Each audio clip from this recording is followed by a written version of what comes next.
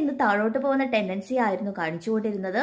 തുടക്കത്തിൽ നമുക്ക് ഒരു നെഗറ്റീവ് നോട്ടാണ് കിട്ടിക്കൊണ്ടിരുന്നത്. വിപണി ക്രാഷ് ചെയ്യുമെന്ന് സംശയം ഉണ്ടായിരുന്നു. ബട്ട് എല്ലാ ഇൻഡെക്സുകളും small cap, mid cap, large cap, മാത്രമല്ല ബാങ്ക് ഷെയർസ്, എല്ലാ സെക്ടേഴ്സും നന്നായി പെർഫോം ചെയ്തിട്ട് ഒരു പോസിറ്റീവ് നോട്ടോടുകൂടിയാണ് അവസാനിച്ചത്. പക്ഷേ through out the day positive ആയിരുന്നത് IT സെക്ടർ ആയിരുന്നു. അതുകൊണ്ട് തന്നെ ഇൻട്രാഡേ ട്രേഡേഴ്സ് IT സെക്ടറിൽ കൂടുതൽ ഫോക്കസ് ചെയ്യണം ഇനി വരുന്ന ദിവസങ്ങളിൽ. മാത്രമല്ല റുപ്പി ഡിപ്രീഷിയേറ്റ് ചെയ്യുകയാണ്.